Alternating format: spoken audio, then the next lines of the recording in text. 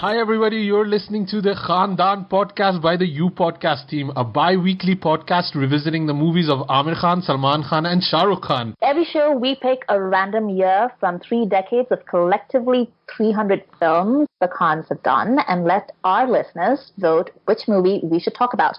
So it's entirely up to you. Pick a team, make a vote, take us down nostalgia lane, punish us, or make us reassess a movie we dismissed.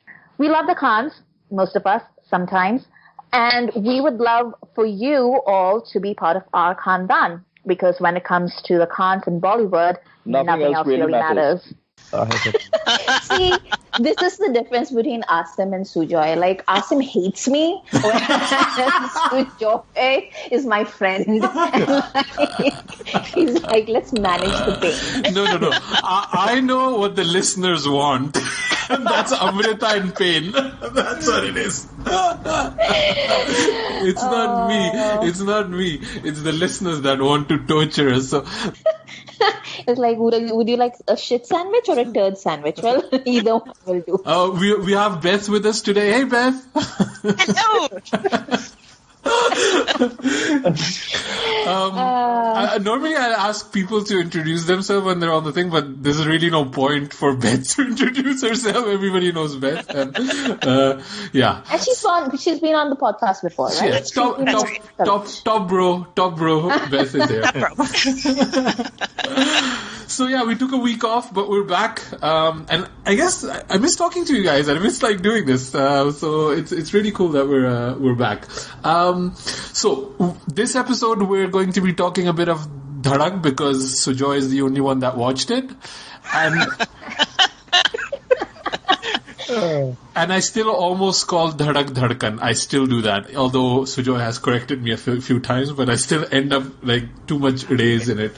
Yeah, it's all the Shilpa Shetty love. Yeah, lots of Shilpa Shetty love. She was on. I don't know if you guys watched this clip. She was on Das Kadam with Farah Khan and Shilpa Shetty.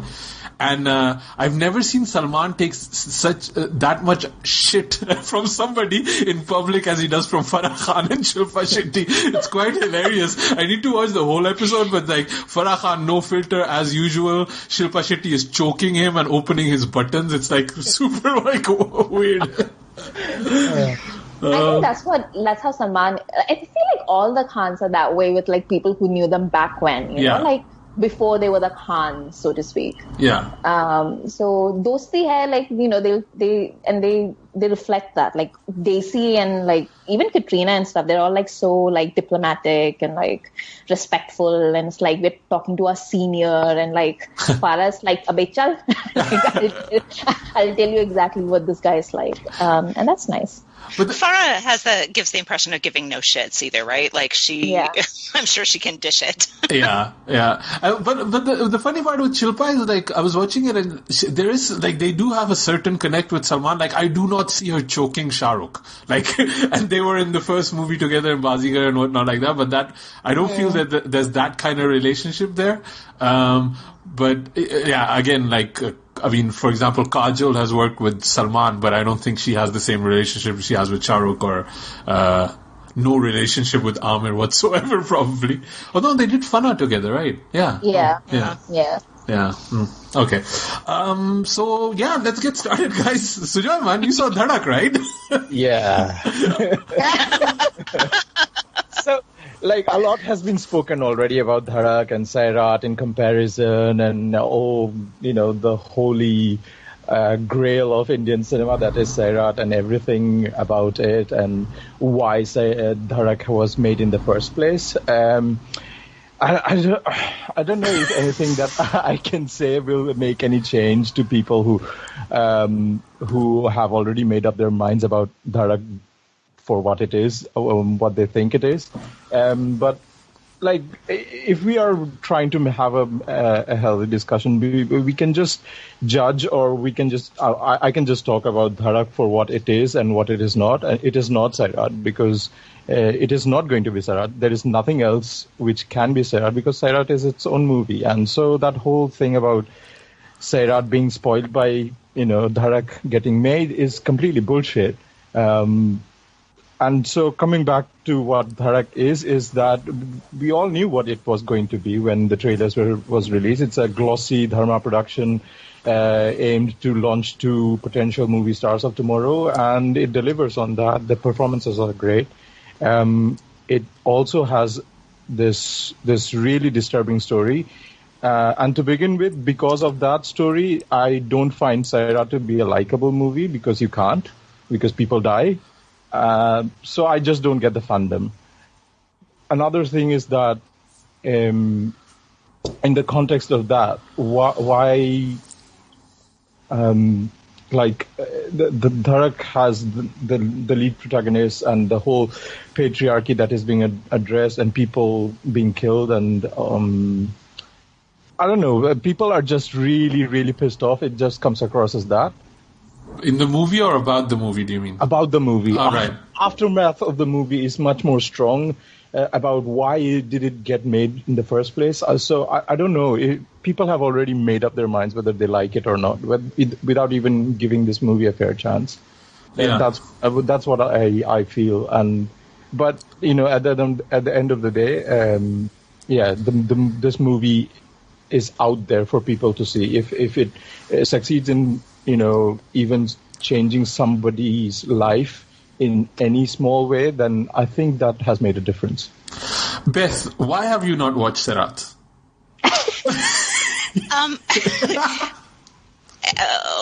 I can't give an honest answer and not have people be mad at your podcast, but I think just kind of depressing Marathi cinema is not really my, cup of tea. And that's what I've understood this to be. So I'm sure I'm wrong, but I just, the world is full of things that attract me more than this. I also assume that there's a lot of it I'm not really going to get because of the sort of intricacies of perceptions of caste and stuff like that, it's just going to be lost on me. Like there's a lot of anger behind Dhadak totally negating the caste politics that Sairat brings into the picture. And like Nagraj Manjule, who's the creator, he has made that story into Sairat. So that's its own product. You can enjoy that or not, or watch it and consume it in whatever form that you want and derive whatever you want to take from that. So Dhadak is a totally different movie, and that's why it is an adaptation. If Shakespeare is being adapted into something else, the whole context changes. The grammar is different. The language is different. The characters are different, right? So, But the thing about Dhadak is then why establish and I gather promote this connection to a thing if you're not actually going to have anything to do with the thing in the first place. So just be a Dharma movie launching these 2 kids. Oh, but it's a shot by shot remake. Right, but just don't do that. Just make another movie because Dharma has about 20 of these sitting on its shelves at any given time. But Beth, that's so much work. Who wants to do that? They got to change actors. They got to change locations. That's a lot of work. I think there's 2 things at work here. One is that, what Sujoy was saying, there's no such thing as a holy cow when it comes to remaking stuff. I don't think any story should be out of bounds, and I don't think there's a lot of talk these days about amplifying the voices of those who want to tell that story in their own words and their own experiences and stuff like that. And I understand that, and I agree with it also. But I also think when it comes to literary or cinematic adaptations, I think people should be allowed to try something. And if they fail, they fail. And then that just carries the conversation forward. If nobody tries anything, then we wouldn't be having this conversation. Because Dhadak was so different from Sairat, we are having all these conversations. Even people who don't know anything about it, like Beth, for example, who's from very much a different cultural context, we're still talking about this. And this might be the first time that she's had to think about it. So that's always good. Conversation is good. As long as it's not hateful or bigoted or things like that, which I don't think Dhadak, from what I gather, not having seen the film, I don't think it's a hateful representation. I think it's a misguided representation. It's not a hateful one. So, and as Sujoy said, its primary aim is to launch the careers of these two star kids. And everybody seems to have liked them, especially Ishan Khattar. So good for that. I think the second part of it is basically a lot more thorny and a little bit more complicated. Like what Sujoy and Beth just said, like, why make this film if you're not going to talk about the caste aspect? And that's what a lot of people have said. And a lot of people have said very articulately about it. There's been like a lot of Dalit activists who've written really well about it, and we'll link to some of those pieces. And it's very, I understand everything that they're saying. But also, you have to understand, like, this film was made, when Sairat was made in Marathi, it was made by a Dalit filmmaker who comes from that kind of background. And he did make it in his own voice with a cast that could portray that reality. And he did it really well, and was a really well-made film.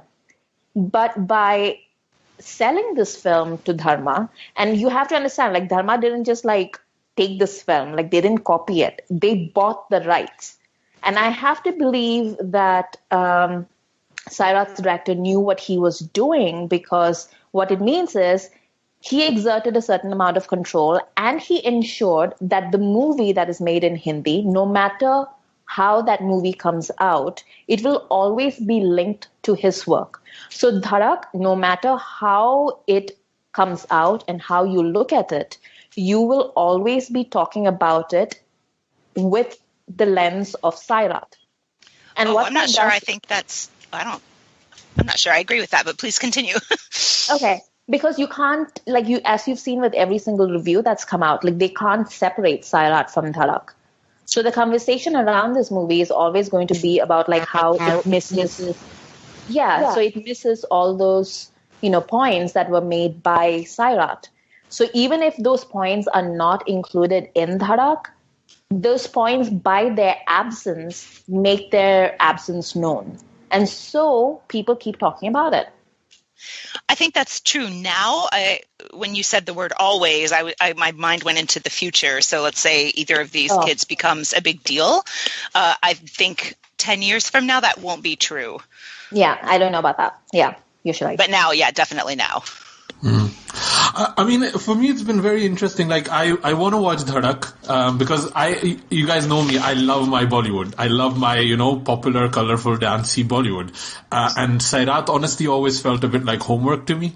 And I don't want to do my homework because I'm not in school anymore. But the thing was for me also, like, because Dhadak was announced, and then Sairat kind of came on Netflix again, so I was like, at this point, I'll just watch Dhadak first, and then I'll go back to Sairat after that. But the thing that I'm kind of thinking about, we've had a remake of Umrao Jaan, we have a remake of Sholay, right? We've remade Ek Do Teen, we've remade Tu Cheez Badi Hai Mast Mast. So what the hell, man? You can remake Sairat if you want. Like, this is what's gonna happen anyway, And I think a lot of this hate comes because it's being done by Dharma, and Kajol is kind of heading this up, and I think Karan Johar gets a lot of... He's an easy target to kind of hate on. For whatever reasons, we don't need to get into that necessarily, but that happens a lot with whatever Karan Johar does.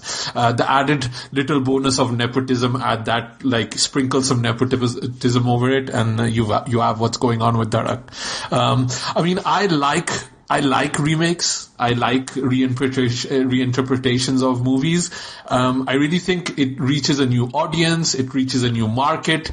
My parents would never watch Sairat. They would watch Dhadak because it's in their language. They don't understand, they won't they won't watch a movie with actors they don't know. They don't read subtitles. When you dub a movie, it's not good enough. So all of those reasons, I understand why you want to make a movie like this for Hindi audiences.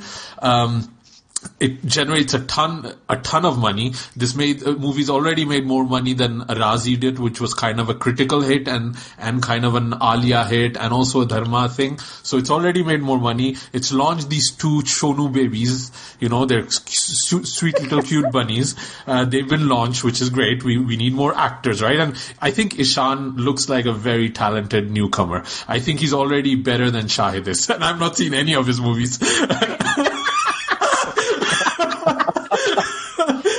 And I swear to God, I have to say the Shahid hate on my TL has been like insane. Like people have just been like, do you imagine like Shahid is like crying into his cornflakes right now? And I'm like, hey guys, he likes his brother. Like chill a little bit.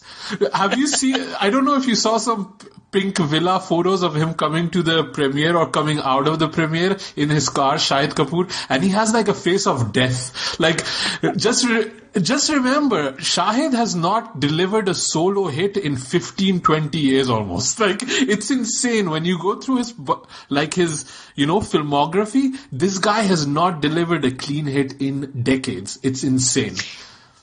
This says a lot about what stardom consists of, to say that he's been in some good movies and some of them have done really well, but they don't count as a hit for him because it wasn't him by himself. Like, we need to expand our definition of stardom a little bit, I think. Remaking a movie doesn't erase the original, and it doesn't diminish the original. You can still go and watch Serat. It's on Netflix. Go watch it. And one more point. It also seems to be that every critic and like discerning film audience just loves Sairat so much, and you cannot even have a discussion about Dhadak without the shadow of Sairat and comparing it and this and that. And I just find that a bit annoying. I wanna hear what the thoughts and reviews are about Dhadak. You'll have a whole sequence and you won't even know that Ashutosh Rana is in it, for example, who's a pretty good actor, right? And it's not going to even mention that, but they're going to give you 3 paragraphs about Sairat, which is not even relevant at that point. So I kind of feel that's a bit of a shame. And this movie is basically made for Janhvi and Ishan's Instagram followers, right? That's what this movie is aiming for, and it's working well. It's a new era. It's a new ball game. Get with it, people. That was my thoughts. But then why are you deliberately remaking a thing that already exists? Like, I think that it should be able to be remade. I don't have any problem with that. I understand why people are angry if what was most special or toothsome or whatever about, not toothsome, teeth having about the original is gone from the remake. I get that too. But I think it's very fair to compare the remake to the original when it's being so, if it's being so deliberately redone. I mean, if you don't want to be compared to a source, choose a different source. It should be able to stand on its own, but it should also be allowed to be critiqued in comparison to the thing that is its parent. It is. I agree with that, but I feel that in like the reviews I was reading, it was 75% comparison and talking about how great Sairat is compared to 20% of what Dhadak is actually about. So that's where I have a problem, and I totally understand that people want to compare it, but why do they want to remake it? I think it's marketing. It kind of works that, this was a huge hit. People were talking about it, but all of the people that haven't watched Sairat watch this Dharma version of it, and it works. It's going to make probably more money. I think the comparisons were inevitable though, because it's not like when I first heard that this movie is being remade, first of all, I thought it was a bad idea because I was like, people are going to be really mad. I knew that from the get-go. Like the moment they said we're going to remake Sairat and Karan Johar is going to do it, like you said, like the Karan Johar hating is like a cottage industry right now. And I knew that was going to happen. And I knew that Karan Johar, by virtue of the fact that he's Karan Johar, wouldn't be able to stop himself from like feeding into it somehow, like subconsciously. He can't help himself. So I knew that would also happen.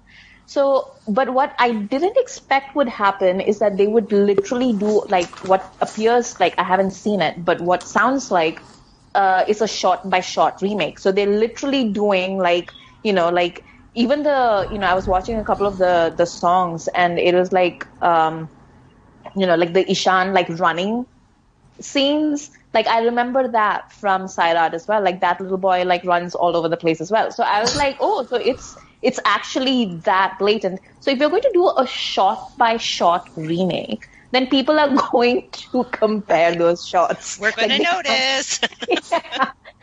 And also, like, okay, so I'll confess something. So this is what I was going to say, Asim. Like, remember how, like I said, like I really loved the title track and it was like really amazing, blah blah blah. Yeah, I love it too.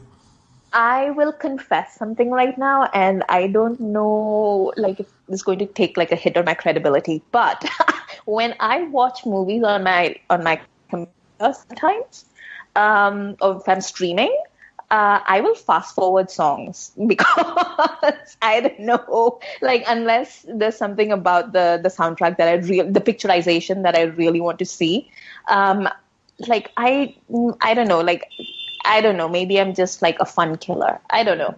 But I just tend to like fast forward through it. So when I saw Sairat, I'd actually fast forwarded through like a lot of the songs, like I just, like, cause like you said, like it's, like you said, Sujoy, like it's a very unlikable film in the fact that it's pretty heavy matter, like you have the sense of foreboding right from the get-go. You're like, okay, something bad is going to happen because this story is not going to end well.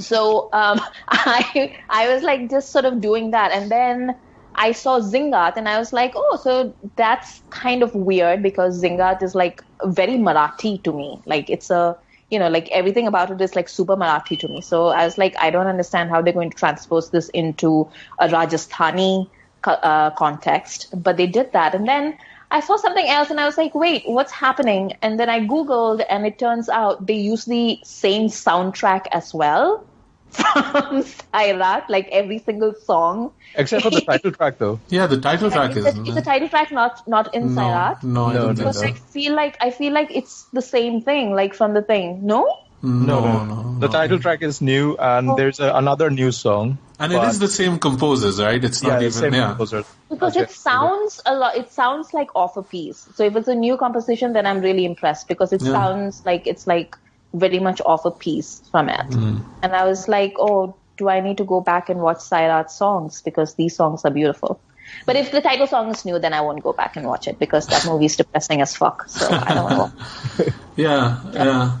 No, I think it was an original. It also felt a very dharma kind of song, like the title track. I really like it. Yeah. But I don't know if the choreography of Zingat is as elaborate in the original as it is in the. I don't, because I haven't seen Sairat, but it feels like there's no synchronized dancing, right? It's all like just people going crazy in the original one. Yeah, for me, it needed that synchronized, like here's my growing Zingat, that one. Dab. Dab. Yeah, it ends with dab. Yeah, growing, dab, growing, dab. Dab, growing, dab. Why are you such a Bollywood uncle? Right? I was going to say, the list of things that Asim is not allowed to say is growing. The only thing you're allowed to say is bro, Asim. Right? Authentic. Bro. You have to say like Saqib Salim is like bro.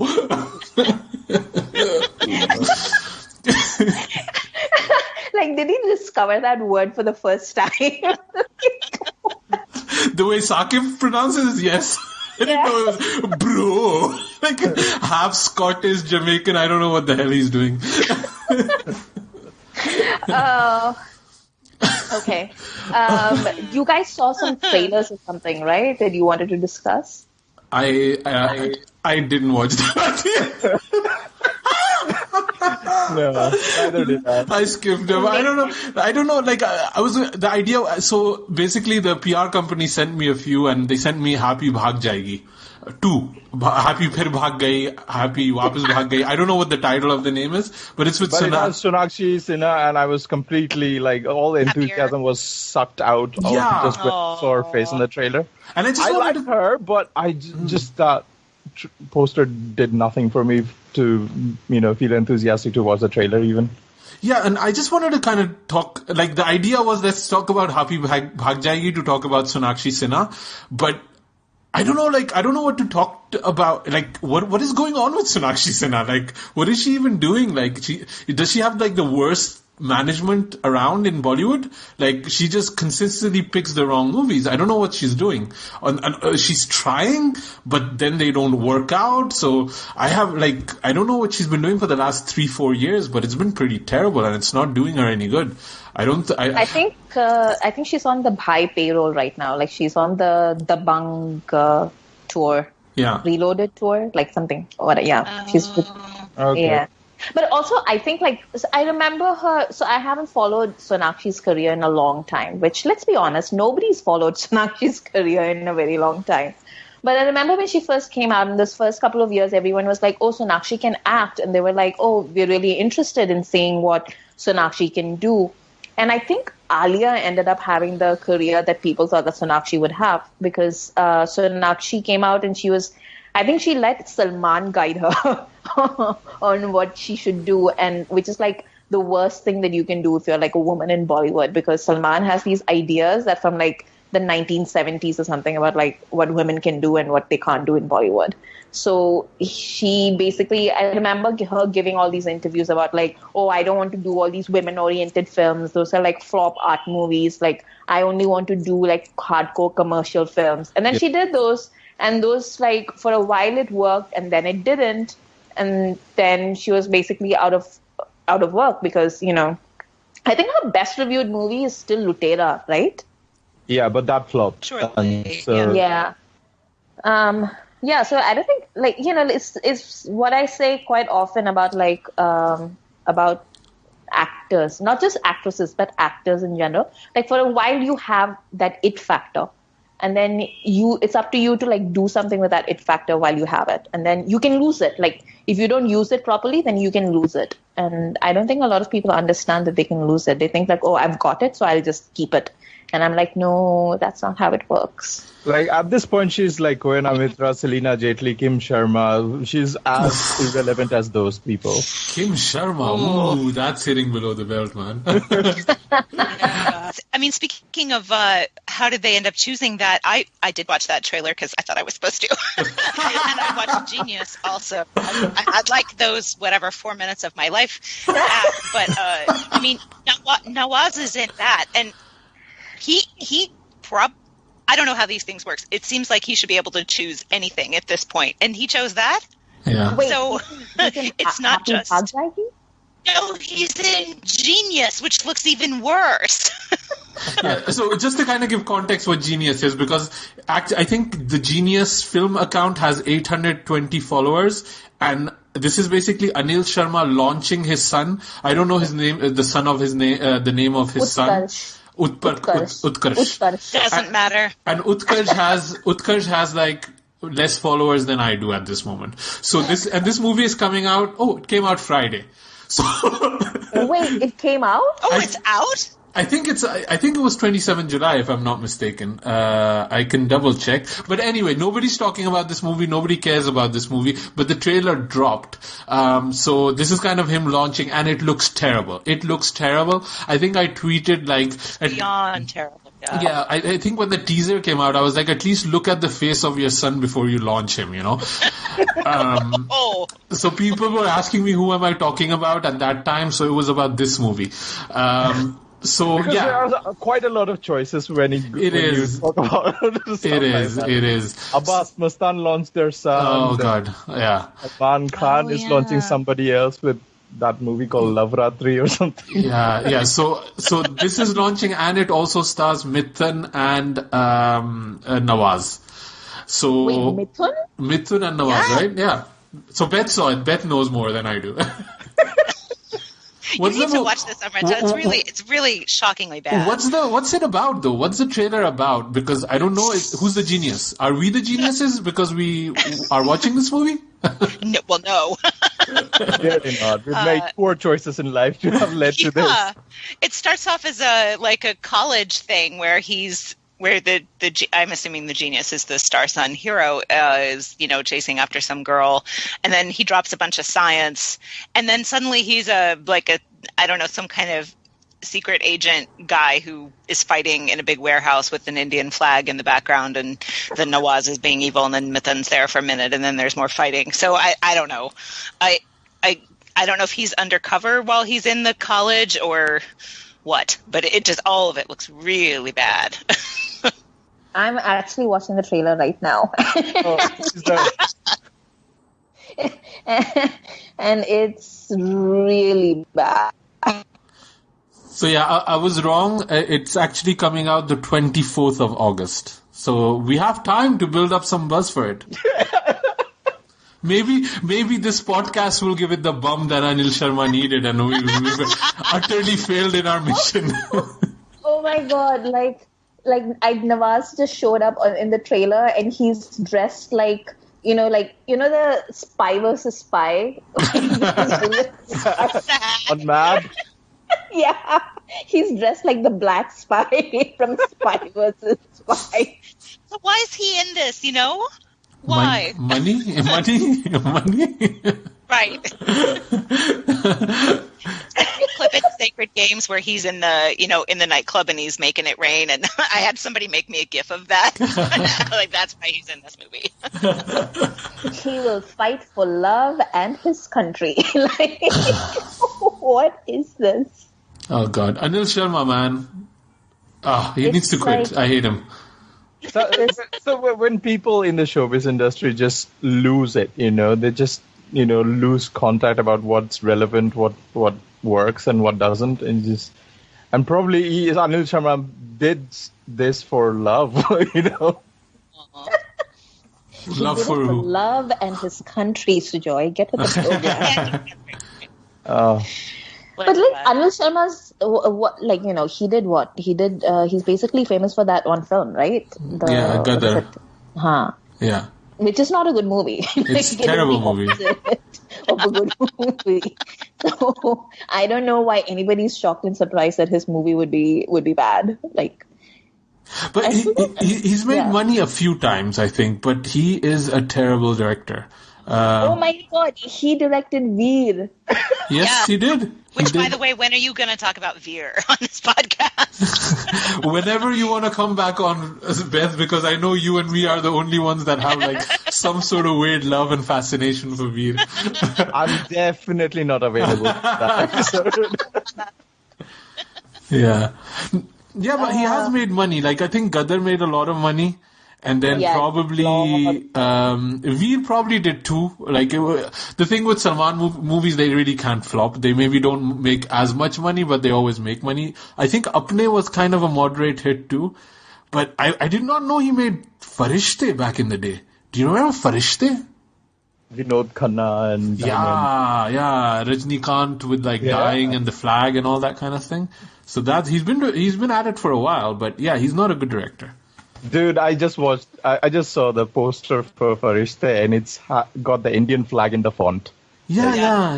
He seems to be he's super nationalistic, it feels, right? Yeah.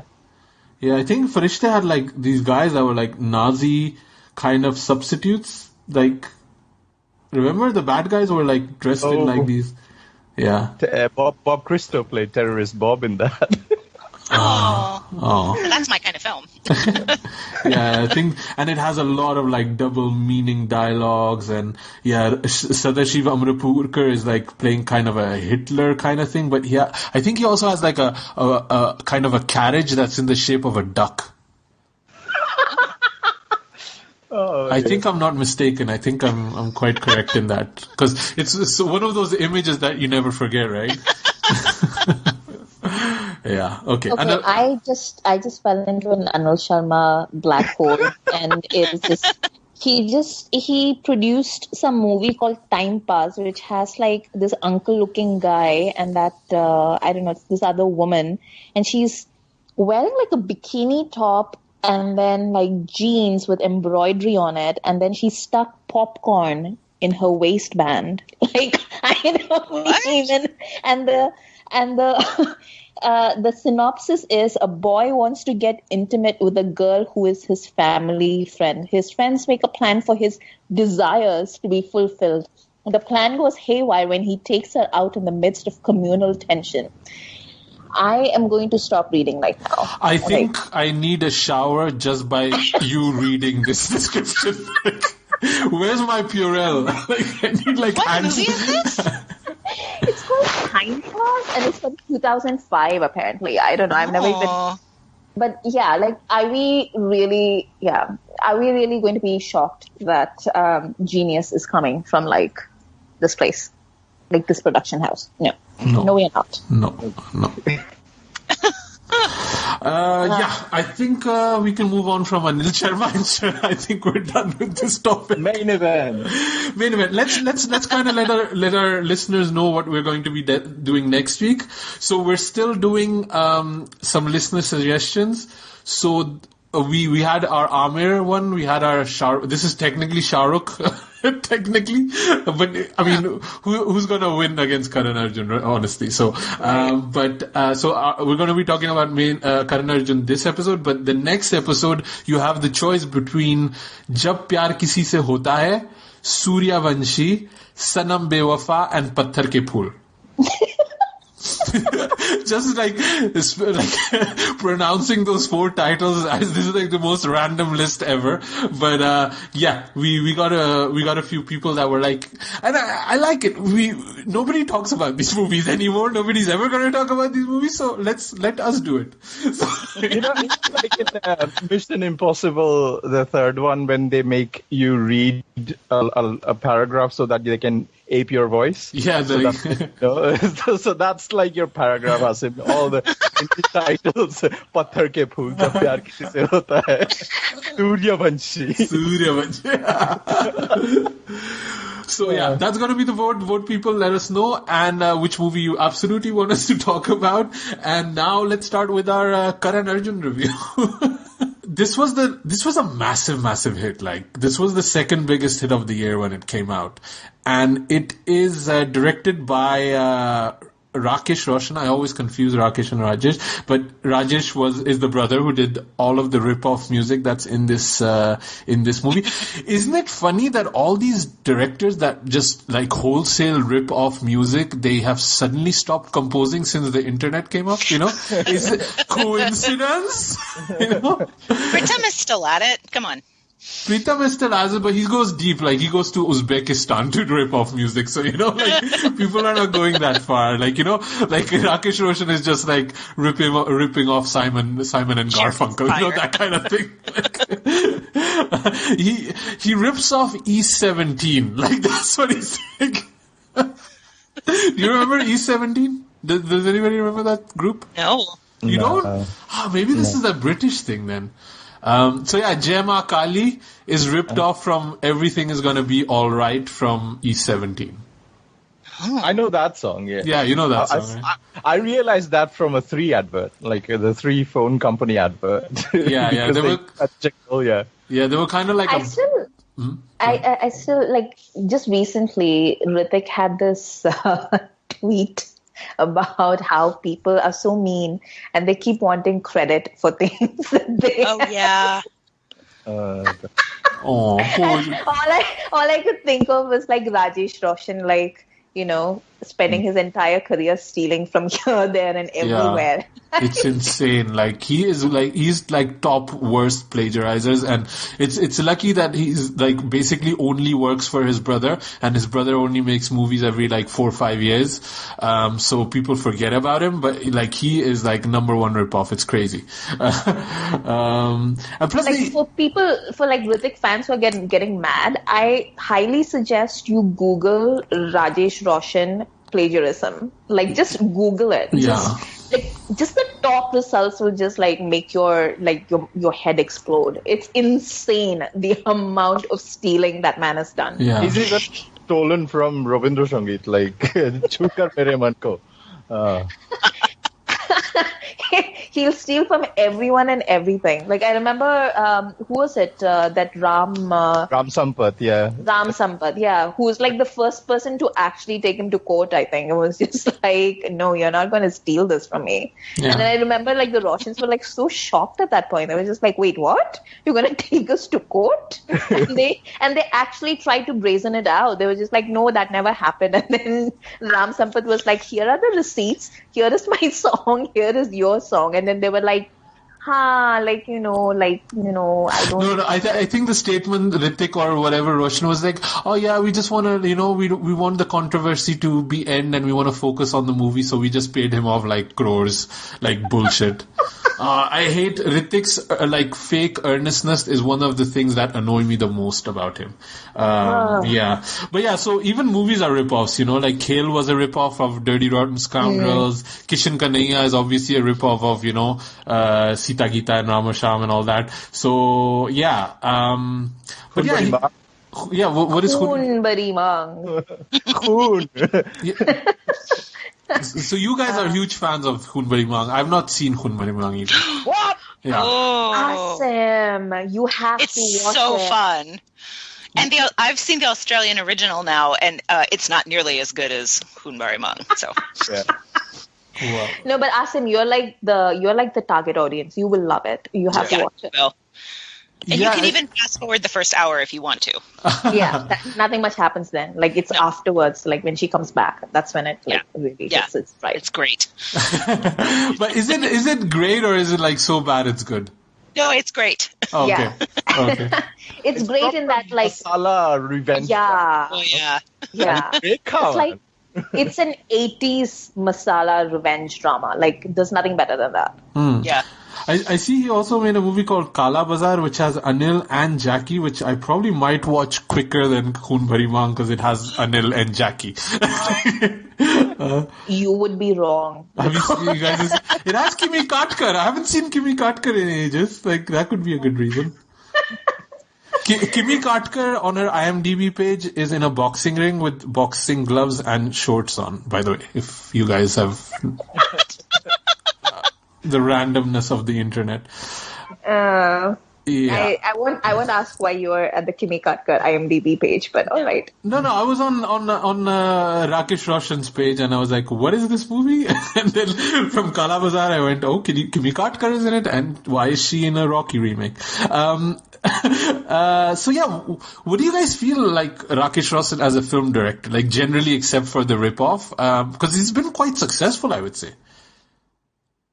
Like I think I made the joke, and again, I think the joke is excellent, so I'll just say it again. He was actually like a popular filmmaker until he became Hrithik Roshan's defibrillator, because every time Hrithik Roshan's career is going in the drain, he will come and make another Krish movie or a Koi Mila or whatever else, So that's what he's doing. Joke. Yeah, it is a good joke, yeah. I wish I hadn't wasted it on WhatsApp so everybody could laugh now. But anyway, I'm sure the audience is guffawing. Maybe I should give them like a couple of minutes to recuperate from the laughter. A moment of silence for the audience that died from that joke because it was so good. Defibrillator! I went medical. Okay, guys. Amrita's gone silent, I think. I think Amrita is unfriending me on Facebook and Twitter. No, there's like traffic outside my window, so I put it on, turn the mic off. So we couldn't hear you laugh, but right? I laughed. But yes, I was laughing. I was laughing very much. Can I read something I found about Karan Arjun? Please do. I love it when somebody has put in the work on the podcast. This is amazing. And it's from an academic website. Oh my God. Let me put on my glasses on my ears. Yes, please put on your brainy specs. My monocle. Yeah, you can have a monocle. Good. All right. Why are two strapping hunks like Karan and Arjun laboring in a Rajasthani quarry among lines of scrawny extras, earning paisa, of course, with which to buy bangles for their adored and long-suffering mother, Durga, who we soon learn is actually the daughter-in-law of local thakur or feudal landlord, unjustly cast out years before by his terminally evil nephew, Durgan Singh, who also murdered her husband, All this is just for starters in a riotously intertextual and quotation-ridden film that boldly hybridizes Hindu goddess mythology, the Mahabharata, and a range of pop classics, including Mother India, Sholay, DDLJ, and Indiana Jones and the Temple of Doom. Beth, my monocle literally fell out of my eye. When I read that, I thought, I will admit this is the first time I've seen this movie, and I really enjoyed it. It's got a lot It's a lot. I kept saying to him, like that sentence kind of summarizes it for me. Although we have to note here, people keep talking about DDLJ. That came out after Karan Arjun, so keep that in mind. But it is crazy how cute bunny babies they are, both of them. Like, it's insane. Like, it would be if Sairat was with Janvi and Ishan instead of. It's so disconcerting. You see these guys super fresh, super skin all gleaming, especially Salman. He's so pretty in this movie. It's insane. He just walked out of the shower. It's insane. He's so well coiffed and the earrings and the red lips. It's amazing.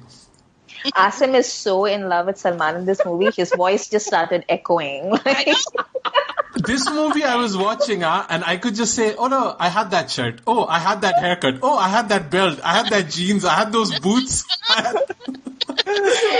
My favorite is when Kajol's dad is shown a photo of Salman as the fighter, and Salman is standing there shirtless, fully erect. He's fully erect. With his arms flexed, and I literally had to stop the film because I was laughing so hard. I don't remember these things, and then I saw it again, and I was like, "Oh my god!" Yeah. There's a great BuzzFeed, what are they called? Accurate and honest summary post about this movie, and that is called out in that movie, in that blog post. It's so good. So, the movie starts with a disclaimer, right? This whole thing about Vishwas and this and that. So, it's basically saying, believe whatever we're going to tell you in the next 3 hours or get the out. This is the best disclaimer about a movie that you can ever have. So, but I don't know, do you think I think everybody has seen Karan Arjun, right? Should we give a little plot summary, or should we even try?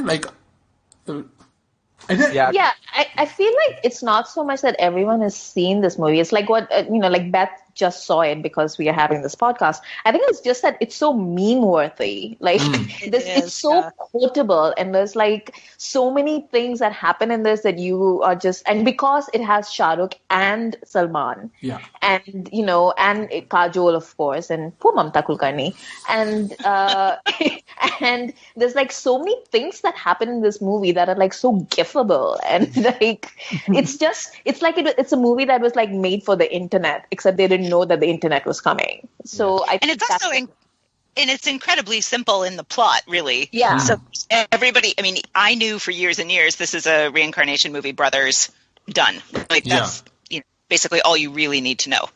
It's just they do everything. With there. And reincarnation has always been a huge genre, right? This has been an ongoing thing, and it still kind of comes back.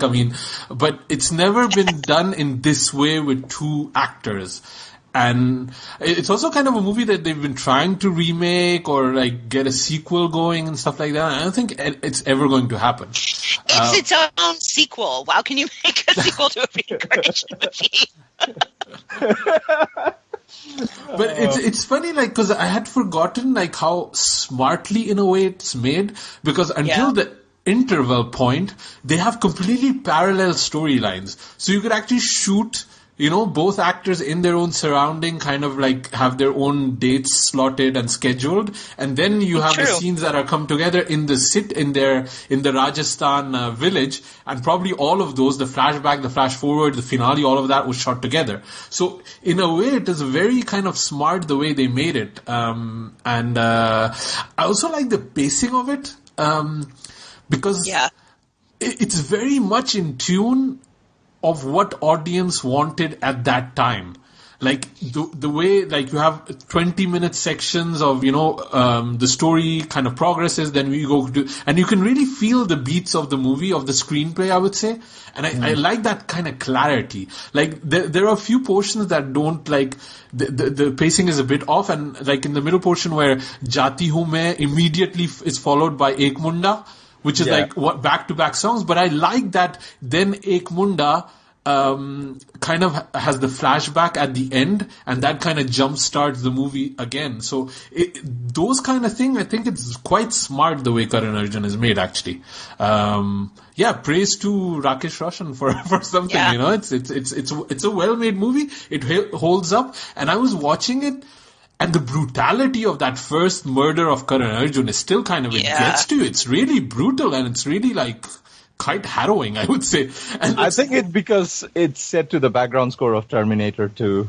That's why it's so brutal. When Rakesh Roshan decides, let's think of TD1000 chasing you, Karan and Arjun. Let's see how you deal with that. But I think also the action from like an action point, like clearly I'm an action movie fan. It's still very clear, and you can see what's going on, like the placement of everything, the geography of the spacing of it. It all makes sense, and the action still holds up, which is it's very, very clear that it's clearly Shahrukh and Salman on the horses with the swords. Yeah. Wide shots, they're riding the horse and they're running for their lives.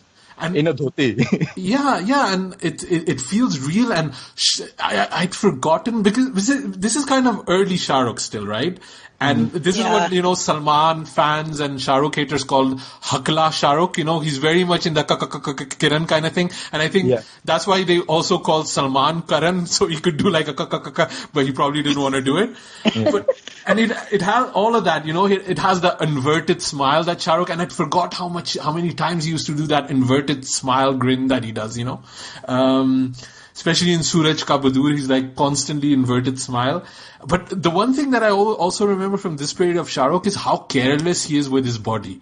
He just like flungs it across everything. He's like doing somersaults and he's like falling off of things. And you could really see in that first murder of them, Shahrukh has sand in the hair, he has sand in the mouth, in the nose, and Salman has just like one line of, on the side of his beautiful face. He's like, chal be hut.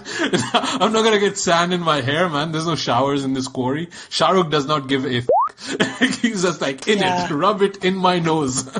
He always goes for, in fight scenes, like blood in his teeth. Yeah. You ever notice that? And this film, really, because Salman has none.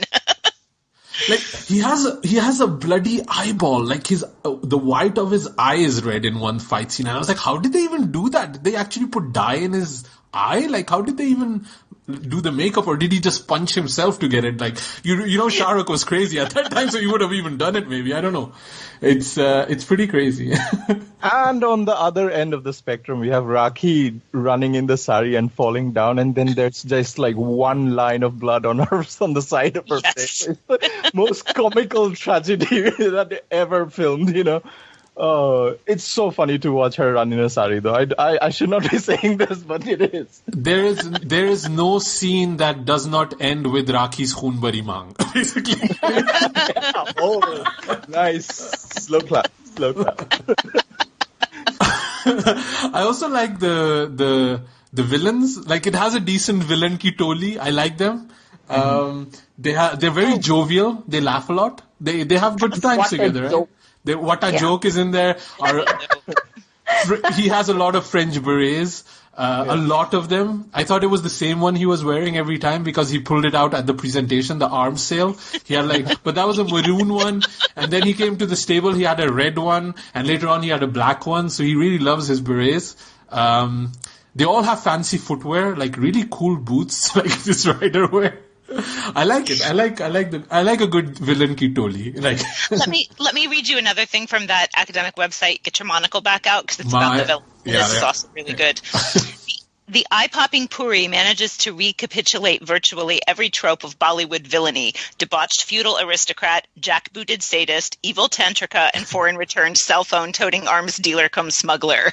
Not to mention the cruel patriarch. I was like, yeah, he really is everything. And then there's 8 more villains, whatever. He is so scary in this movie. It's insane. scary. Like, there's that moment where he's like threatening Kajol and he's pulling her by her hair, and Kajol's dad is standing next to her doing nothing. And I was like, that's how scary he is. Like, somebody's brutalizing your daughter and you don't even have the balls to do anything. That's how scary Amrish Puri is. Yeah, but this is like the kind of role that Amrish Puri could do in his sleep, you know? Like, he'd just show up and he'd look at the camera and everybody would be like, oh no, that's really scary. And I still miss him, you know? I miss him. I see movies today and I'm just like, you know, if Amrish Puri was a dad in Dhadak, like, I bet that would have been like really, except like Amrish Puri already made that movie like a long time ago and he was like really good in it. And it was like, you know, an art film. But like he was like one of the greatest, I think. And this is like, you know, like everyone talks about Mogambo and everything, but I really enjoyed him in Karan Arjun as well. Gurjan Singh. Yeah, Gurjan Singh. He was really one of my favorite, and I find it especially sad that because he's in his later career, he's kind of softened up in the movies he was doing, and that's when we kind of lost him. Like, there was this movie with Sunny Deol, Dhadak. I don't know if you guys remember that. Yeah. Man, that broke my heart. His role in it, like they put a dog. Danny was the villain in that. Danny was the villain, and they put a dog collar on him. And oh my God, as a dad, like as a son, that happening and you can't do anything about it. Like nobody talks about Dhadak. I love Dhadak. It's one of those movies that's like, and like Gardish again. Oh my God, those like he was so good. But it really started with him with that movie he did with I'm blanking. Revati. Do you guys remember Revati? Revati. Is it Revati? Okay, Revati. I thought it was Revati all the time. Okay. I love it when Pakistanis pronounce South Indian things. Like, it is the best. I have the best time ever.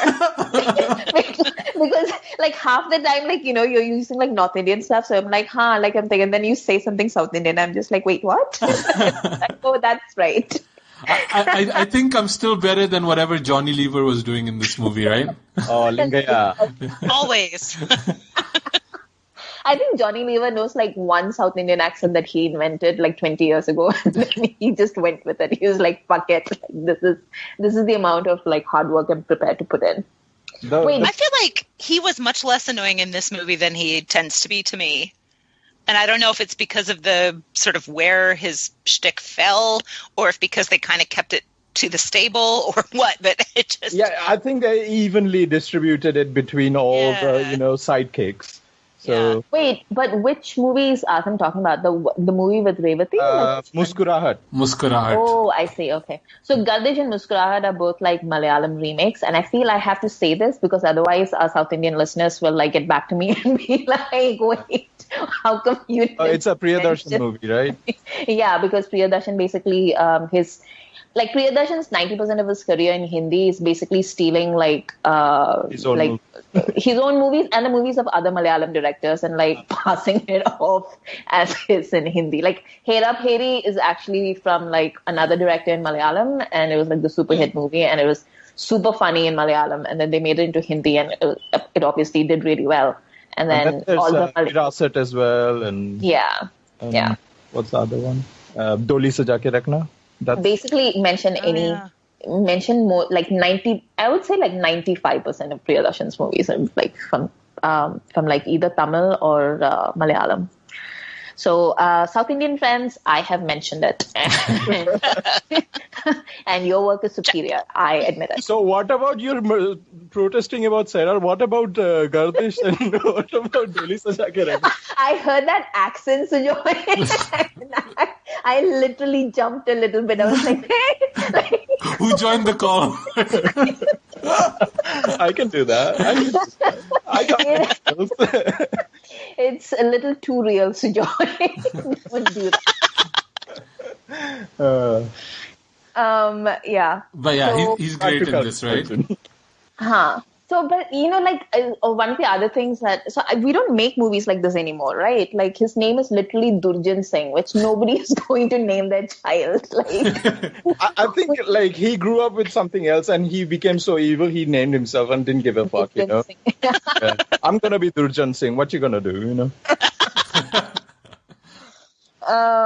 Yeah. So, these are the little things that I enjoy about those kind of movies. And you asked about, Rakesh Roshan as a film director. And, he's a very competent film director. Like, he's not, a great film director or anything, but he knows the medium and he knows what he's doing, which is why I think he's able to do all those things with Hrithik. Like, he's consistently able to be, the Hrithik defibrillator, like you call them, because he makes... he doesn't try to be something that he's not. Like, he knows what works for the market, and he knows how to do those things. And so he does that. You know what? I feel he's an equivalent in Hollywood, Ron Howard. Like a very kind of very capable, but never exciting. And he's had success a while back ago, but now it just seems, you don't necessarily feel a sense of excitement, but you know that you're going to get a competently made movie out of it. He's just kind of like that style of Ron Howard reminds me of Rakesh Roshan in a way. But Ron Howard can never make Jati Hume in the stable. Well, he made Willow, man. And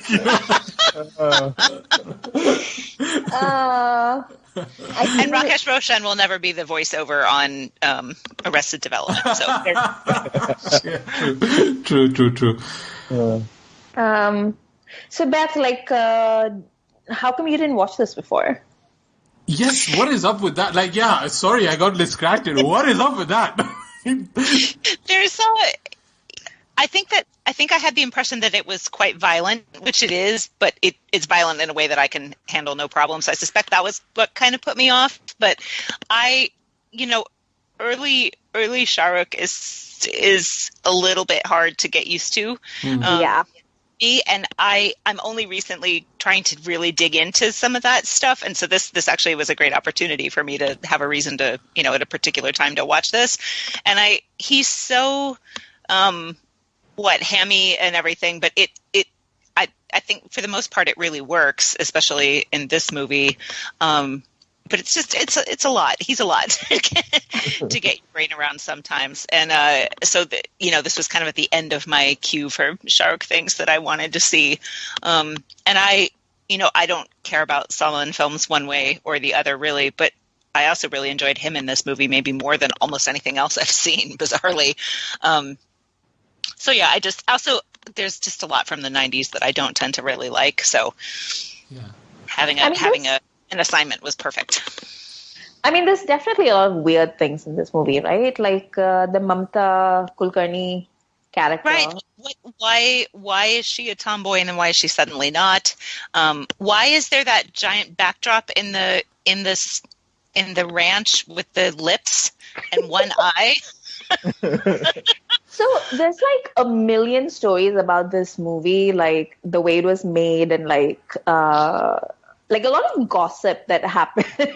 Late on us. I remember there's one story about how apparently some photographer had a photo shoot with Salman and things went wrong the way things do with Salman. And so Salman got really angry and started beating up the photographer. And so the photographer was trying to run away. Salman was chasing him. And then Shahrukh was chasing after Salman, trying to stop Salman from killing this guy. And then some reporter showed up and the reporter had just written that Shahrukh was cheating on Gauri. And so Shahrukh got mad and was chasing after the reporter trying to beat him up. And then in the middle of all this is apparently when Karan Johar showed up with his dad to sign Shahrukh for something. And he was just what the hell is going on? Because everybody's insane on this set. And I have no idea how Rakesh Roshan got that movie made, if that's how his two leading men were acting. Anyway, so and then it really it sounds like the ending of a Priyadarshan movie. What you're describing. I feel like that's the dynamic between like Shahrukh and Salman. Like they're literally like, they live like this Tom and Jerry. They love each other so much though. I swear to God, Salman has more chemistry with Shahrukh than 90% of his heroines. Like they love each other. It's insane. Somewhere, I forget which movie it is, there's a movie that in the subtitles, somebody refers to this film, and it's subtitled as Beavis and Butthead. Which at first, before I actually watched the film, I thought that can't be a good, cultural translation. I was like, no, yeah, that's good. Yeah, that's pretty much it. So they were. Sorry, go ahead. Oh, no, go ahead. No, I was just going to say that they were trying to make this movie with a lot of different actors. And I think Sunny Deol was involved, Aamir was involved, and then Ajay Devgan was actually going to take Salman's role. And I kind of get that. Like, it's a very Ajay Devgan kind of role, except the shirt taking off. Also, Kajol not being his girl. Yeah, but that was before they got together, right? They didn't even get along then. Yeah. I think Ajay was dating Karishma or somebody at this point, and Karishma was There is no justice in the world that Ajay Devgan can ever date Karisma Kapoor. I do not understand it. No, and like Karishma was like super into him as well. Yeah. He would like shade her for like no good reason. Like he would just like, and Raveena as well, right? I think Raveena and he dated as well for a while, didn't they? It's insane. There is no justice. Back in the day, Dilwale, the original Dilwale. Yeah. Okay. But I remember like, it's been a while. Like it's been like 20 years. So I don't remember, but I seem to remember like it was like a bad breakup between him and Karishma, and then he basically accused her of like stalking him and stuff. And I was just like, dude, like what the hell? But Kajol was on this film, and Kajol is spoken about Jati Hu Main. Like she really, really didn't like the choreography of that film. Gee, I wonder why. It's so extra. It's such a Bollywood a song of that era. It's insane. Yeah. What the hell do they get away with? Barely. And this song was massive. This was a massive, massive hit, and we had no problem with it whatsoever. No, I'll tell you this. Okay, I had massive problems with it watching with my family. My mom gets so uncomfortable she would switch the TV off because we only had one channel then. I remember watching this song on repeat every time it was on TV, and I don't remember it being creepy and weird at all. And then I saw it as an adult, and then I was just like, what? Holy, yeah. Because when you're a kid, and also this was what a lot of those songs used to be like when in the 90s. It's very much of its time. And it's Rekha and Chini Prakash who were the top choreographers of the time, along with Saroj Khan. Mm. So it's this is how they did things, in multiple films. And so it's just, in retrospect, it's just wow, how did people let their kids watch this film? Yeah. It's kind of even the lyrics is very. What's that old song? I don't know if it's Bing Crosby or it's snowing outside. Baby, it's raining outside. Baby, it's cold outside. Yeah, it's very like that. A girl trying to go away and the guy just weird. But again, if we want to talk about problematic lyrics, then obviously we have Ranaji Maaf Karna. Ranaji. Oh my God. Galti mare se ho gayi. Go ahead. Mamta Kulkarni was the sexy siren, right? And she and Pooja Bhatt, for some weird reason, I remember. And Pooja Bedi. Those are the three of them. Yeah. And they were all in this weird sort of... Kipi zone. No, they were in this sort of competition with each other to be more outrageous than each other. So I remember there was a whole thing with body paint at one point. Yeah. I don't remember if, what that one brought. I think Demi Moore. Demi Moore had done that in some magazine where she looked as if she was wearing a tuxedo or something, but that was body paint. Yeah, she was naked. Yeah. So then, like, Pooja Bhatt, like, threw a party at her house. And this was a story. I don't know if it's true, but the story is Pooja Bhatt threw a party at her house. And then in the middle of the party, she went inside, she changed, and she came back and she walked around. And then everybody was like, oh, wait, that's not actually having changed her clothes. She just got body painted. It came out. And so she was just like naked in the middle of a party. And then like Pooja Bedi did like a cover. And then Mamta Kulkarni also did a cover. And so everything was like just them putting on body paint for a while. And you can definitely see like Rakesh Roshan has like very different standards for a Bollywood star kid, aka Kajol. Yeah. Who, you know, it's like she might be doing like really weird dance steps in Jati Hu Main, but like the framing between Kajol and Mamta Kulkarni is like night and day, right? Like Mamta Kulkarni is literally like, she has her face, but it's like incidental. Like everything is like basically her chest. Like that's how the entire thing is framed. And that Ranaji song, like she went from a tomboy to like being like the super feminine, sexy vamp in the space of like 3 songs. And I'm like, why? Like, why? Yeah. What happened? She became basically from, she was Ajay Devgan, and then she became Helen. Like within the span of like 30 minutes. Is there any explanation given to that beyond Salman doesn't think she's pretty? But then Salman doesn't think she's pretty even after she changes her clothes. Like, he only pays attention to her when, like, her bangles remind him of his mom. Yeah. Yeah, can we talk about that a little bit? Like, the mom love in this movie? So, and all I just want to say is, can someone illuminate? Because obviously I've seen that before, right? Like, that's a thing in Bollywood, but it's really, really, really way, I can't say too much, but you know, it's wow. But it's extreme here. What I like that both Karan and Arjun have very different motivations of how they're getting to wherever they're getting to. So Shahrukh's character has serious mommy issues. Like, that was a theme in Shahrukh movies at that time anyway, right? Like, up until even through DDLJ, he has mommy issues. But Salman was not interested in any of that. He just wanted to kill some people. like these two assholes stabbed me. I'm going to go to that village and stab them back. I'm going to Superman punch them while flying. And I'm going to do it while with a very deep V, basically. He did not care. Nothing reminded. He actually met his mother, and he was like, "No, I don't remember this lady. I don't know who she is." He met his brother. He was like, "I don't know, dude. I don't know who you are." But bring out a gun. I was like, "Dude, run, motherfucker, run!" Bug.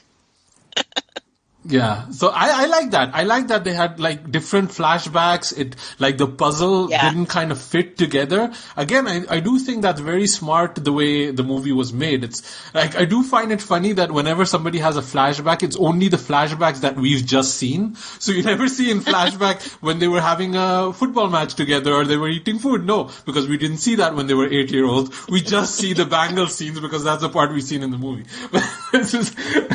That thing was kind of funny to me, but yeah, Shahrukh has mommy issues for sure.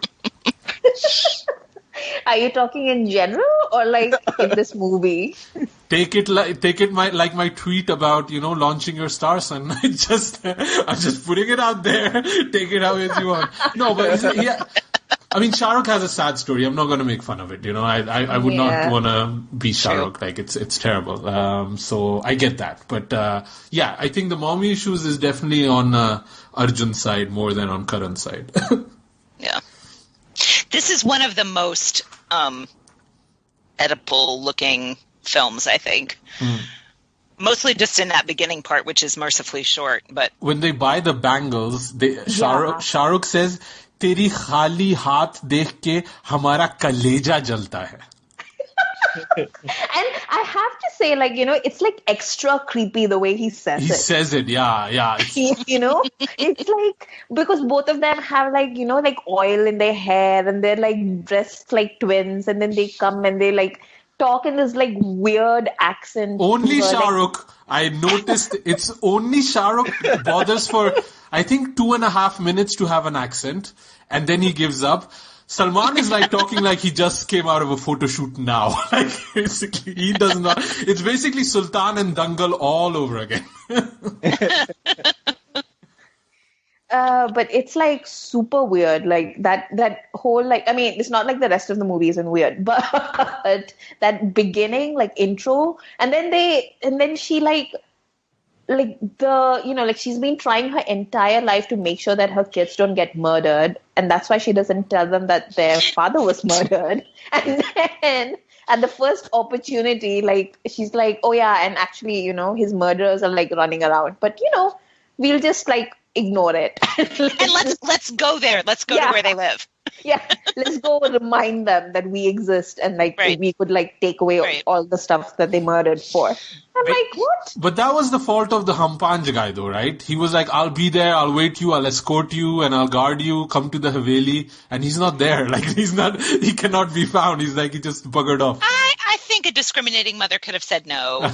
Yeah. No one's actually making them go there. And it's not like she owes anything to the old guy. Like, you know, like he kicked her out with her 2 kids after her husband was murdered. Like, Hey, can I ask a question that I don't have the answer to after watching this movie at least 30 times in my life?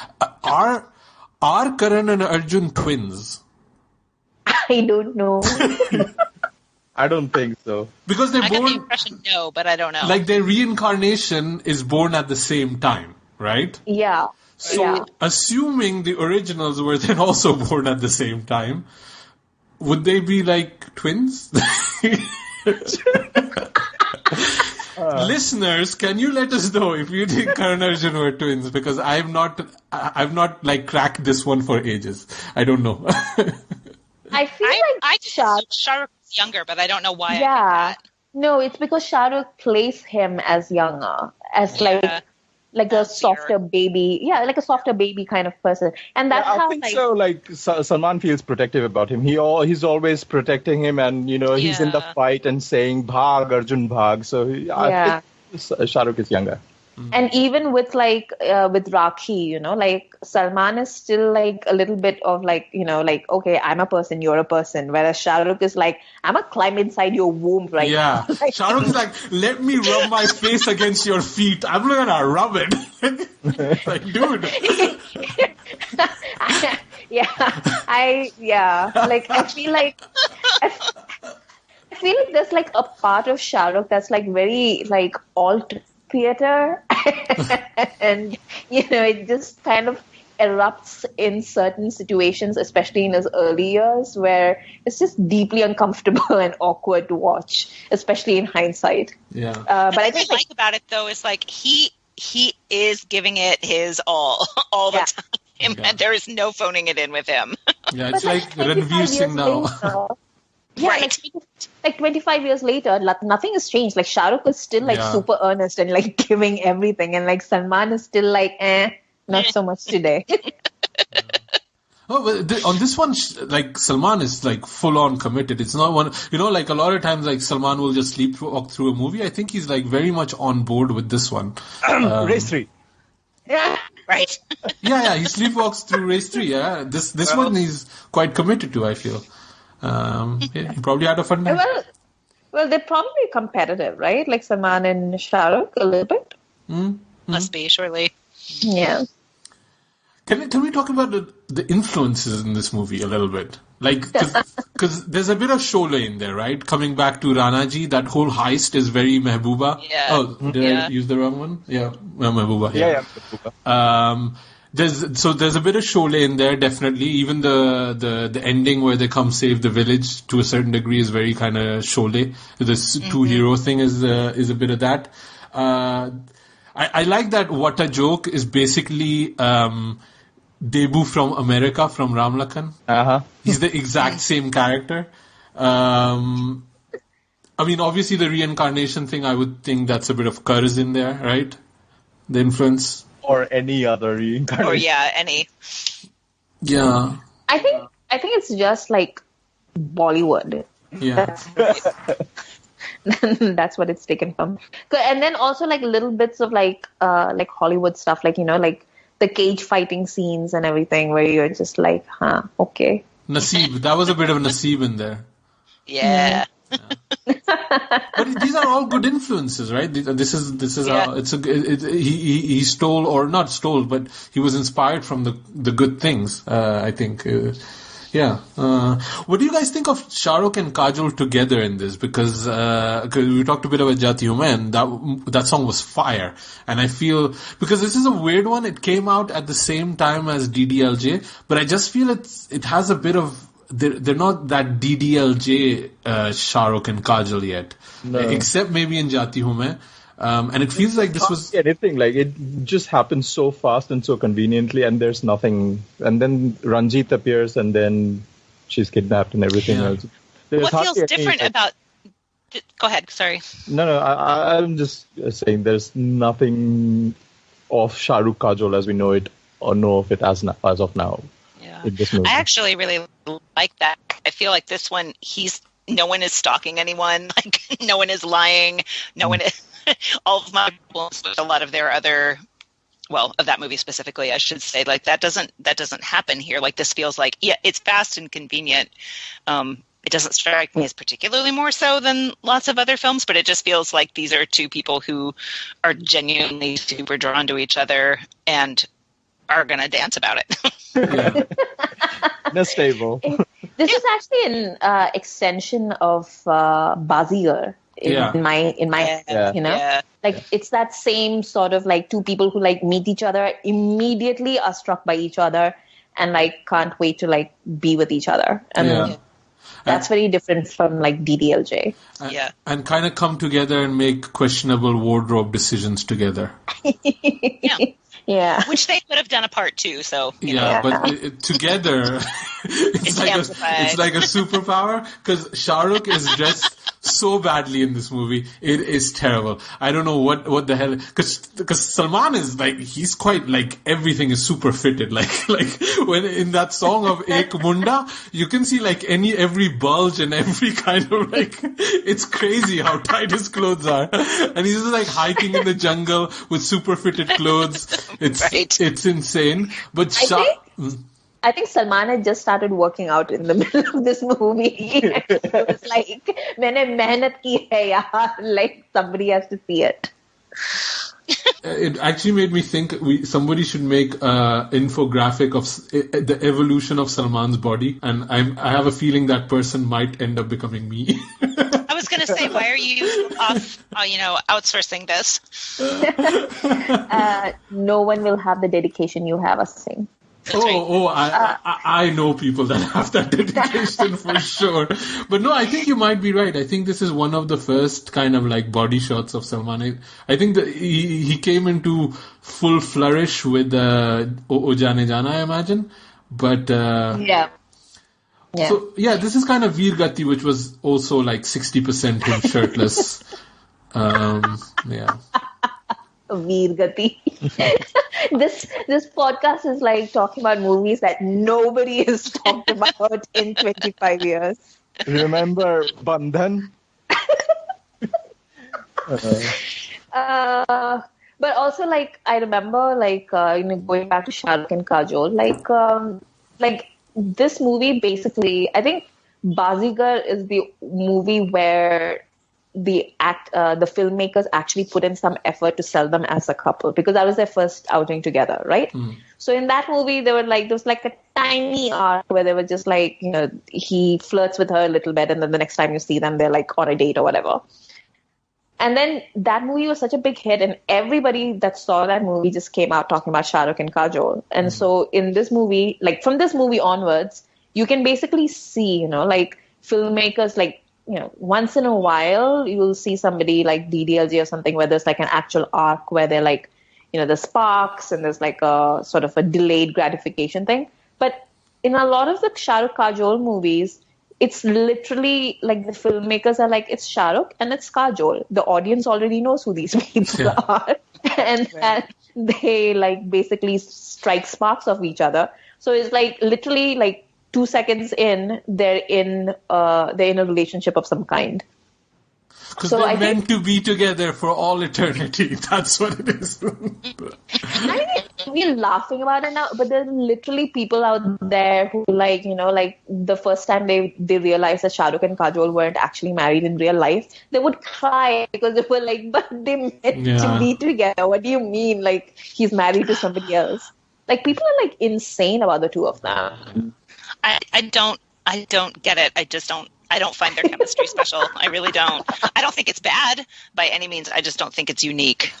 So I've seen them live together, and it's something to behold. It's really tangible. Like, it's crazy. They just get along really well. I don't know what it is. It's something magical. You know, that X Factor people talk about? You see it live, the way they kind of deal with each other. It's really beautiful to see. And I think, like, people out there won't forgive Rich for a long time. I still haven't seen Dilwale. You're not missing anything. It's really bad. But I do like Kajol in this. I do think she has a kind of a very Kajol kind of role, you know, very bubbly, and that thing she does where she confuses the villain and what a joke and all that. I thought that was quite very Kajol-ish, where I don't even think Mamta gets anything to do in that way, or, you know, in terms of dialogue or anything that starts up, because I think from the point of Ek Munda onwards, she doesn't even have a line of dialogue. Yeah. You know, like, Mamta's, like, you know, her entire career in Bollywood, I don't think anybody was actually casting her for her acting. Yeah. It was literally like, you know, she's got like a nice pair of boobs and we're going to like put that in like something that shows it off, and then that'll be it. The action was good. Like, I really liked it. And that part where they blocked that bullet with the hand. Like, whoa, yeah. That was like, wow, what is this? Like, and I think I have seen that in some sort of Hong Kong movie ages ago. That I think they maybe have remade with Sunil Shetty once or something. They remade the whole movie. But I'm blanking on the name. It might be a Chow Yun Fat movie. I'm not sure. But this blocking of bullets with the hand thing, I have seen somewhere. But it was kind of cool because they both do it, and it has no repercussion whatsoever. No, none. I noticed that. Yeah. Just lose their hands. Right. There's also no reason why they should do it. Like, they could just have grabbed his hands, but no, we'll put it up against. So, like, I've got another question though, right? So they've gone to this village where they realize that they have been reincarnated now. So do they prefer to be called as Karan Arjun, or are they going to be called as Ajay Vijay now? So I think the city folk call them Ajay Vijay, and the village folk call them Karan Arjun. I think that's how they kind of do the kind of split between the two. Okay. So what do they call them after getting married? I don't know. It's kind of like a Ravina Charisma kind of situation. Call back. Yeah, there is no episode without an Andaz Apna Apna reference. It has to. Amrita is so disappointed in us.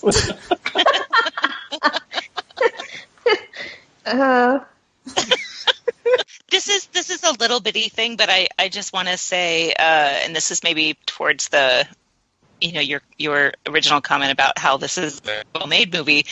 I was genuinely surprised and sad when it turns out that Ranjit is not actually helping Kajol elope and has used her as bait. I didn't see it coming. I didn't see it. Yeah. I remember. Yeah.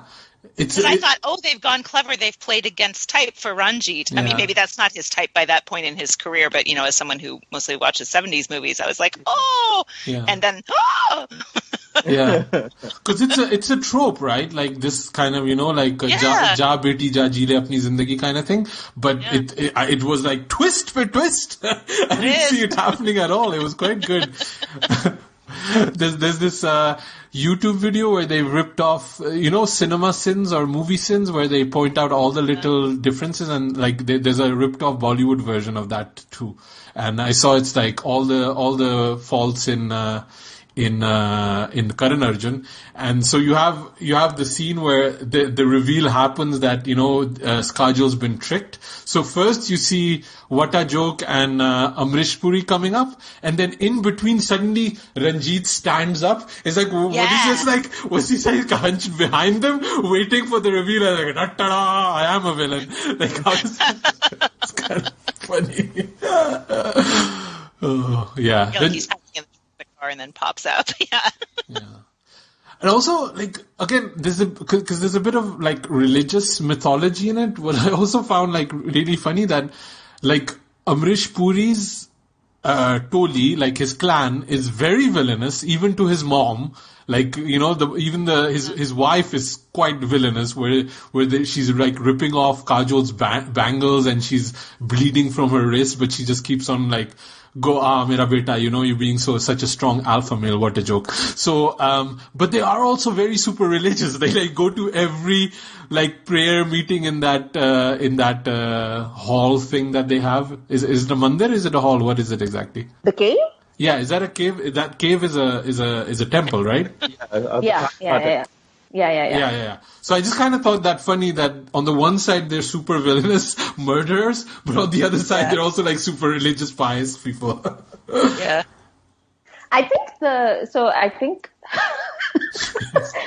I really hope there's nobody who's like super religious Hindu listening to this podcast. But I think the fact that they're like at a Kalima temple in the middle of a cave is supposed to suggest that they're also bloodthirsty, because like Kalima like usually has like sacrifices and stuff, and traditionally she would have like either human or animal sacrifices. Yeah. So I think it's supposed to be like a signifier that says even like when they're praying, they're like pretty bloodthirsty people.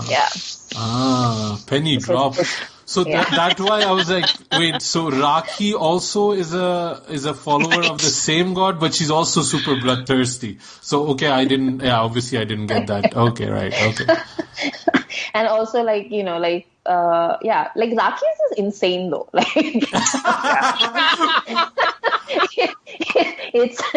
I don't think like Rakhee's character is one with logic. Like she just like basically just goes around saying, this is what I want and this is what I will have. And literally, like then the priest is like, sister, like I've been hearing this for 20 years. You gotta get with the program. And then she's just like, nope. I refuse. This is what I want. She is clearly Salman's mom. Like they both are them only interested in revenge and bloodthirst. That's the only thing that awakens anything in them. Like Shahrukh is about love and maternal love and getting the family together and Aja mere bhai, let's do a dance together. Rakhee and Salman have single-mindedly revenge on their brain the whole time. It's true. It's interesting though, like even though like Rakhee says all these things about their dad and everything, there's not even a photo of like her husband. There's not even a garlanded like photo that say like, like ye tumhare pitaji the, like nothing. Like it's just like he was there, he got killed, that's okay, we can live with it. But then wait, my babies got killed. Mere Karan Arjun aayenge. Like she's not like her husband got killed and she has like nothing to say about it to like anybody. But like she's pretending he's still alive though. Yeah, but like even after that, she has like nothing. She's just like, we'll just forget everything. like Salman wants to fight when he finds out like that their dad got killed, and she's just like, no, hush. It's cool. He's dead. We can move on. But then like the moment three sons get killed, she's just like, wait, I'm a fight with the god. Yeah. And this was kind of a thing for Rakhee, right? She's probably done 15 years of her career just playing this role. I mean, Ram Lakhan is the same thing. I don't know what her mental status was at the time of making this movie, but I do know that she famously had like a very bad marriage to Gulzar, and she's spoken once or twice about like how she was drinking very heavily towards the end of her career as a leading heroine. And she said the only good times in her life at that point were when she was away working out of Bombay. Like she would go on location and she would stop drinking because she was actually in a good mental space, and she was doing work that she loved, and she was with people that she enjoyed, and she didn't have to worry about everything else. So work for her is like very much, it is a pretty sad story.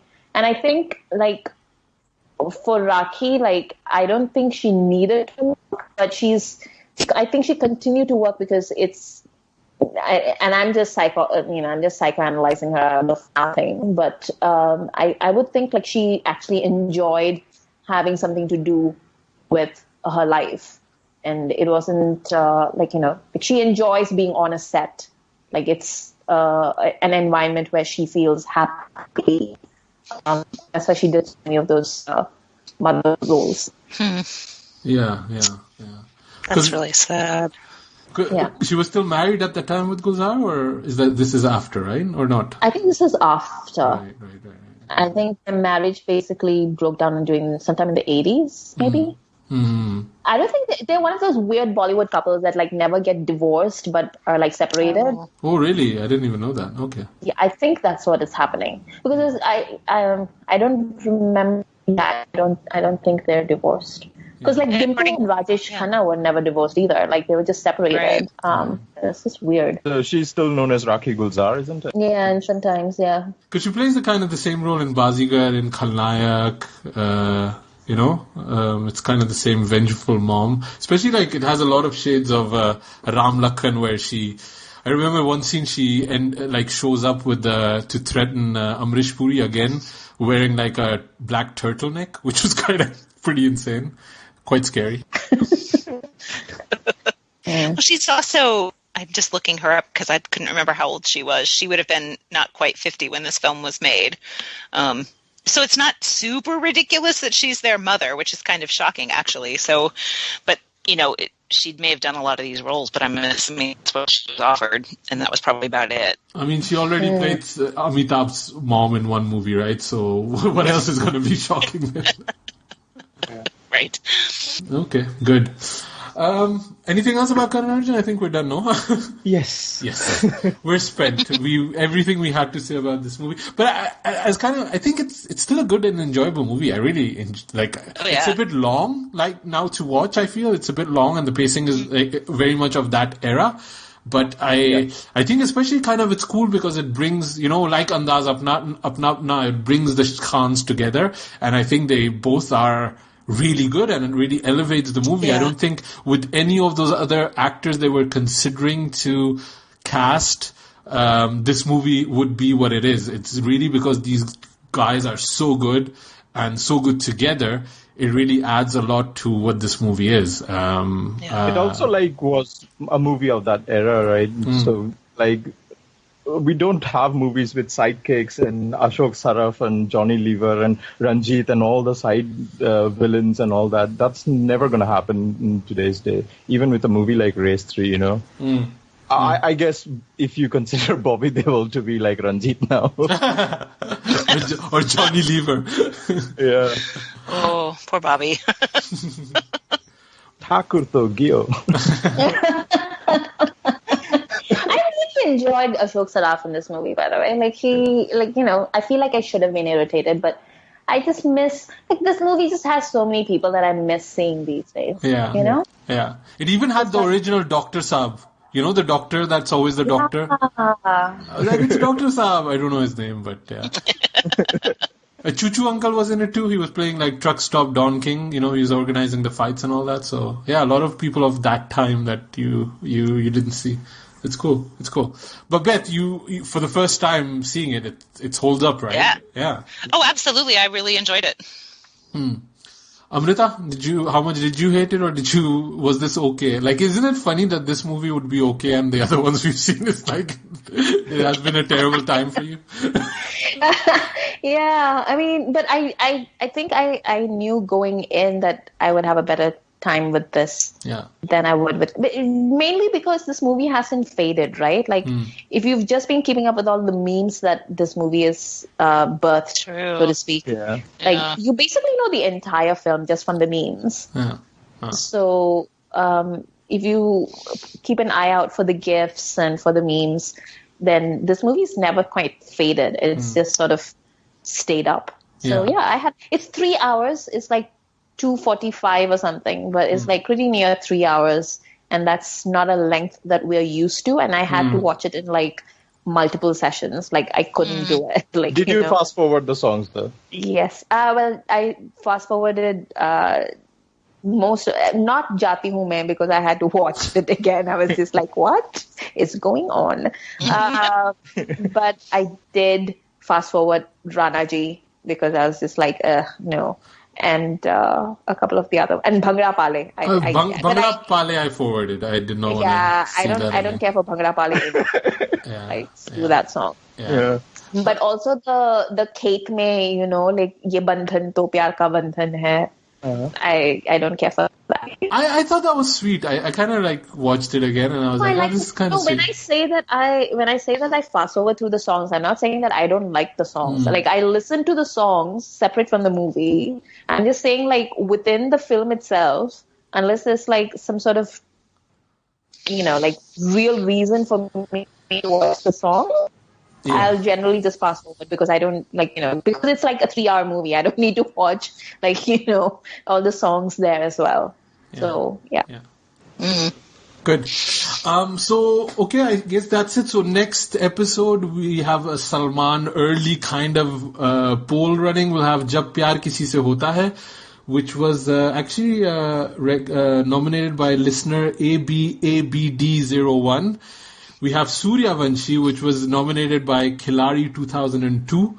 And we have Sanam Bewafa and Patthar Ke Phool. See how organized I am now? I'm like even like keeping the names of who actually nominated. This is how much better we're becoming. It's insane. Beth, where can people find me online? Wait. Sure, but please. what movie are you looking forward to? Oh. I don't know. This sounds like a cluster to be honest. I don't know. Think how bad it must be when Asim is like, wow, these Salman films are terrible. You know, actually, the one I'm least looking forward to, and not because it's a bad movie necessarily, but Jab Pyar Kisi Se Hota Hai, because nothing of it stands out necessarily to me. It seems to be one of those movies of that era that Salman did a lot of, and except for the soundtrack, I don't remember. Plus, it has Twinkle Khanna, which is always a terrible idea. So that one less. Suryavanshi is going to be bonkers. So that is always good. And I know that Amrita is going to hate it, which is also an extra bonus. Sanam Bewafa has been too long, so I'm okay with that. I didn't like it when I watched it. Patthar Ke Phool has an amazing soundtrack, so I'll be like, maybe that will get me through it. So I don't know. What about you, Sujay? And Salman finally gets Raveena in that movie. Raveena. From London.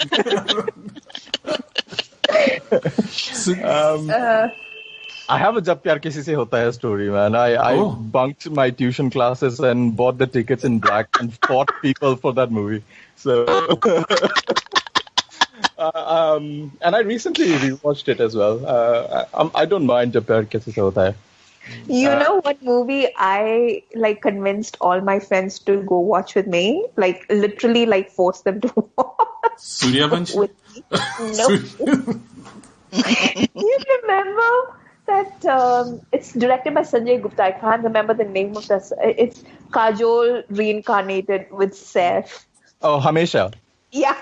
Oh God. I thought that would be a good movie. I think everybody thought that would be a good movie. Honestly, I was so disappointed with it. I still remember like the entire row of girls just at interval just turned and like giving me the stare of death.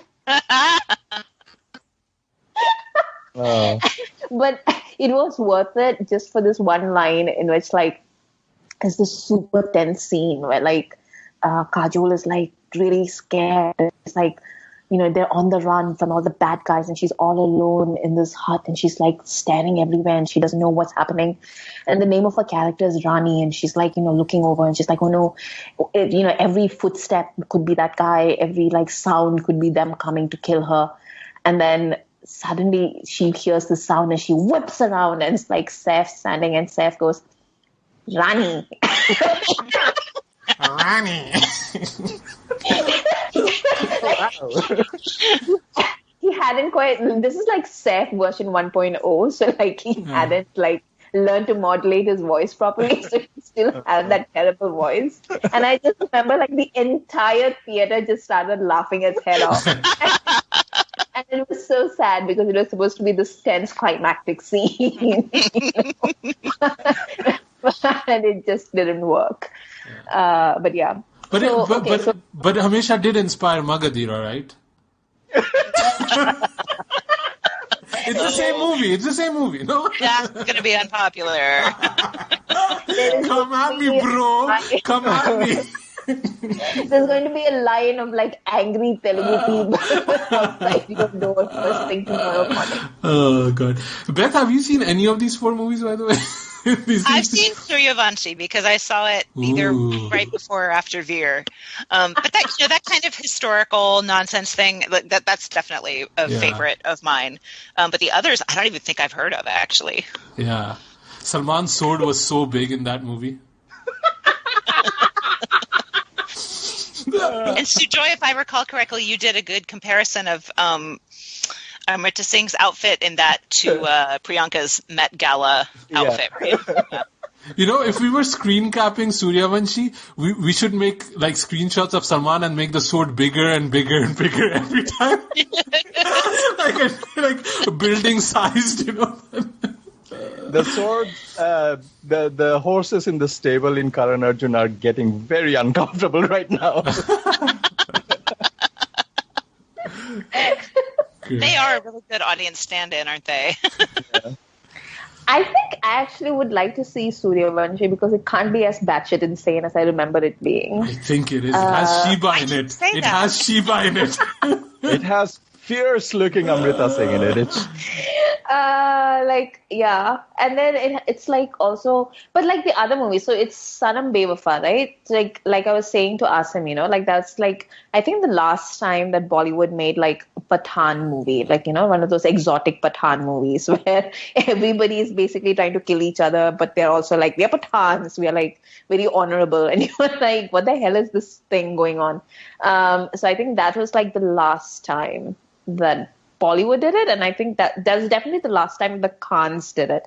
Maybe Bollywood did it later. I don't know. They played Pathans. Shahrukh played it in Heram. He played a Pathan? No. Oh, like, you mean like a blood feud, Pashto blood feud kind of thing? Yeah, exactly. Yeah. Like set in like one of those things. Yeah. And then, because like Feroz Khan and all used to do that, right? Like once in a while there would be like one, and then like Bollywood just stopped doing that genre. And then Patthar Ke Phool I haven't seen since it came out probably. Like I don't remember at all. And then what was the last one? Jab Pyar Kisi Se Hota. I would rather poke myself in the eye with like a red hot iron skewers than like watch a Twinkle Khanna movie. Like no. I'd rather poke myself in the eye with Suryavanshi's sword.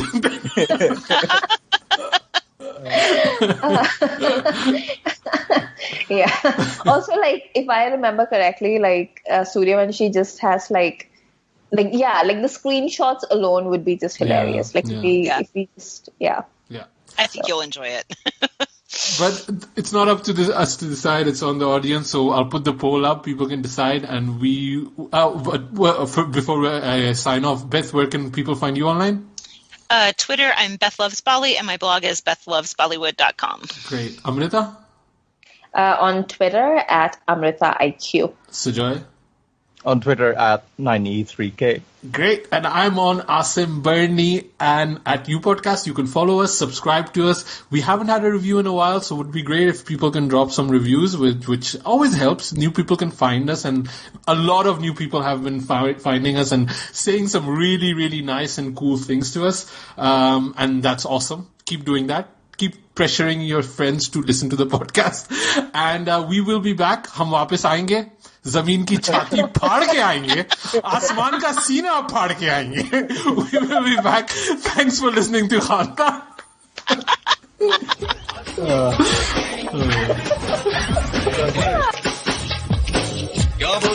Khandaan Podcast on the acting.